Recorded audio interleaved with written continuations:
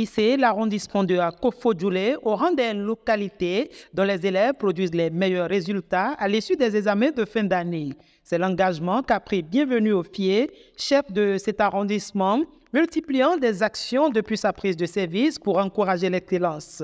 Pour matérialiser son ambition, il a distingué encore les élèves et écoliers qui se sont démarqués par leur performance au cours de l'année scolaire passée. Faisant d'une pierre deux coups, le chef d'arrondissement a offert des lots aux équipes de football de son arrondissement à l'issue d'un tournoi qu'il a parrainé et qui a connu son apogée ce dimanche 14 septembre 2025. Il a dévoilé les motivations de ses actions. Ce n'est pas la première expérience, c'est devenu mon habitude parce que pratiquement toutes les années déjà, je le fais dans le collège et des écoles de l'arrondissement.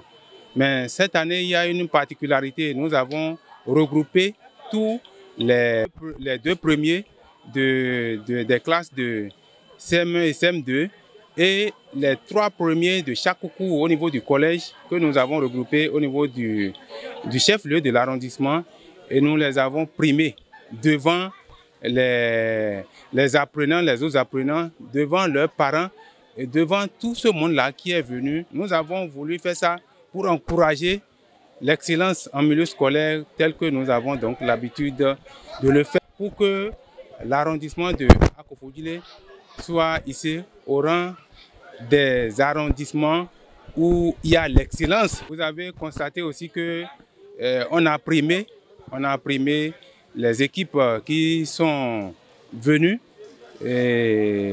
à la finale dans le cadre d'un tournoi de petits camps que nous avons lancé depuis 2 mois.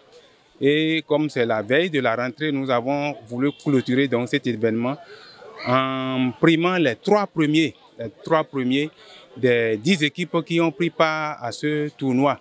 Nous avons fait ça pour encourager, disons, les talents, pour amener les enfants à s'intéresser au football parce que le football aussi nourrit son homme.